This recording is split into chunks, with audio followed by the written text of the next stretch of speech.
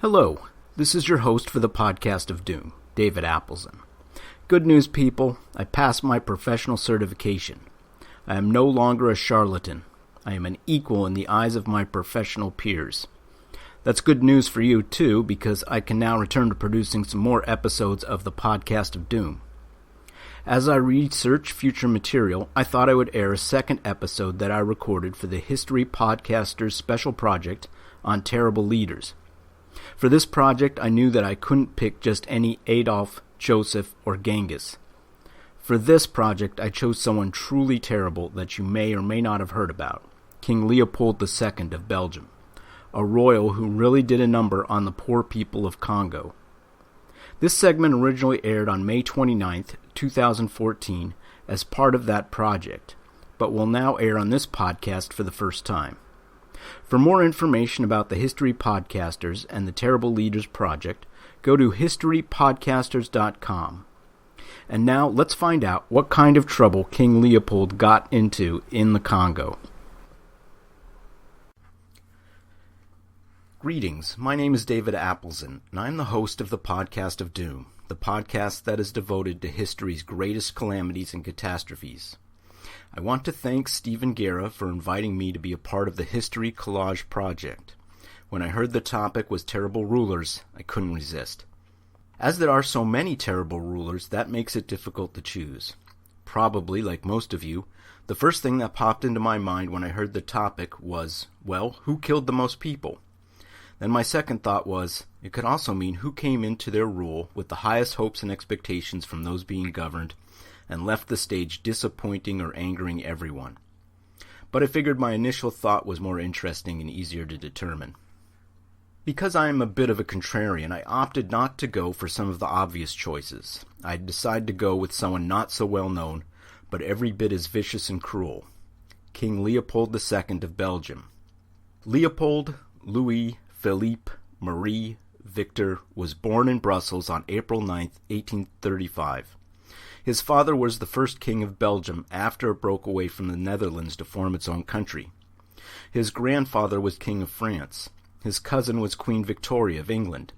His stepmother was a cousin of Emperor Franz Joseph of the Austrian Empire.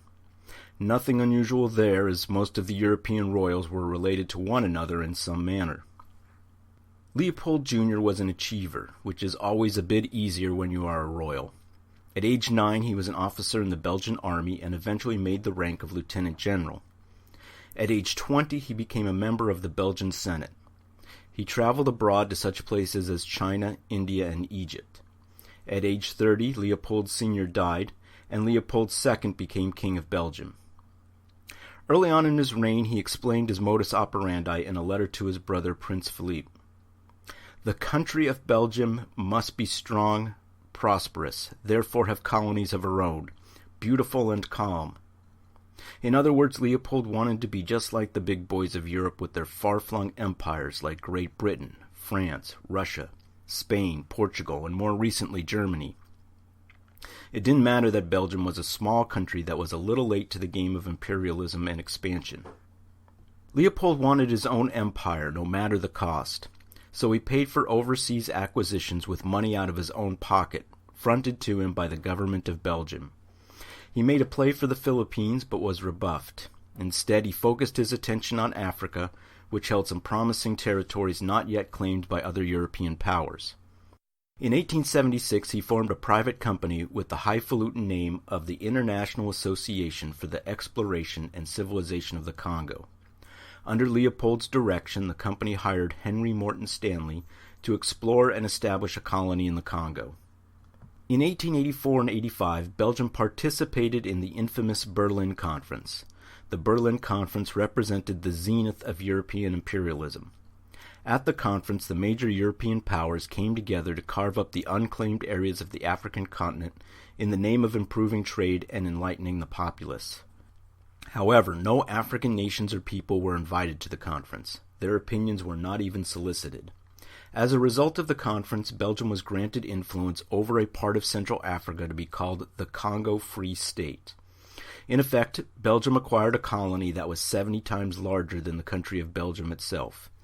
In return for this grant, Leopold promised to suppress the East African slave trade, promote humanitarian policies, guarantee free trade within the colony, impose no import duties for the next 20 years, and encourage philanthropic and scientific enterprises.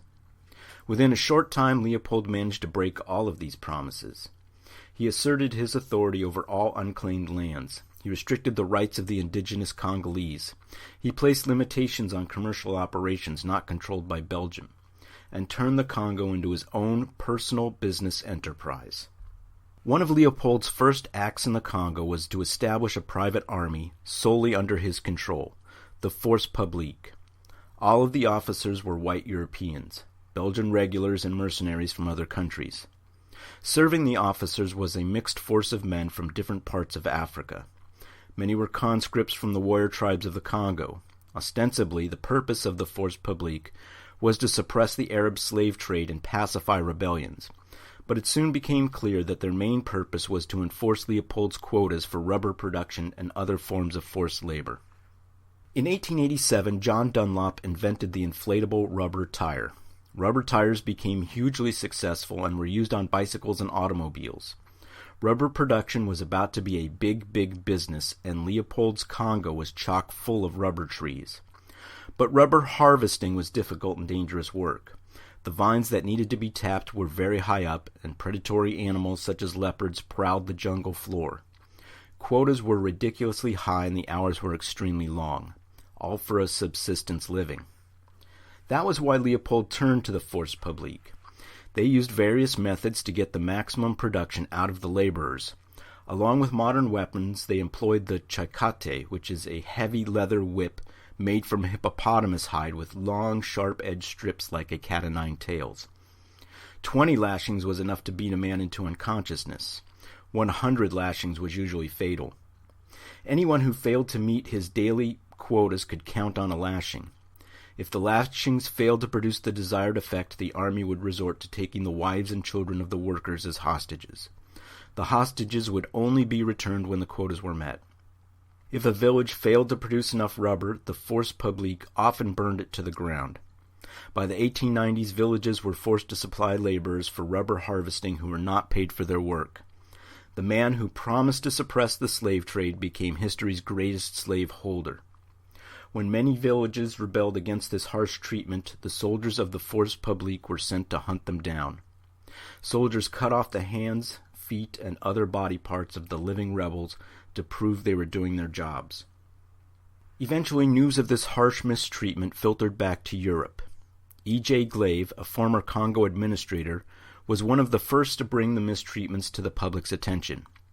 In Century magazine, in 1897, he wrote of rubber and murder, slavery in its worst form. During this time, Joseph Conrad wrote the novella The Heart of Darkness, based on his own experiences in the Congo. Other writers spoke up, like American Mark Twain, who wrote the satire King Leopold's Soliloquy.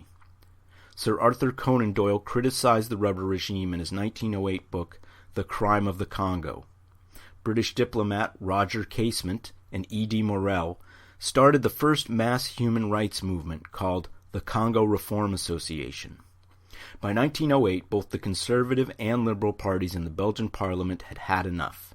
They compelled King Leopold to cede the Congo Free State to the government of Belgium. Most estimates hold Leopold responsible for the deaths of more than 10 million people. The population of the Congo had been cut in half. Along with the millions of dead were the thousands left mutilated. At the height of his wealth, King Leopold was said to be worth somewhere between $100 and $500 million, which would have made him one of the wealthiest men on the planet. Yet for all the money he made from the forced labor of the people of Congo, he never once stepped foot in that country. In 1909, Leopold died in Belgium at the age of 74. The Belgian parliament never investigated the claims of human rights abuses in the Congo. His funeral procession through Brussels was roundly booed by the Belgian people he once ruled. For all the murder and all the mayhem the king caused in his reckless pursuit of coin, I believe that Leopold deserves to be known as one of history's most terrible rulers. I appreciate your listening to this podcast project. My name is David Appleson, and you can hear more stories of famous catastrophes and calamities throughout history on my podcast, The Podcast of Doom, available on iTunes, Stitcher, and Blueberry. You can visit my website at www.thepodcastofdoom.com. Thank you.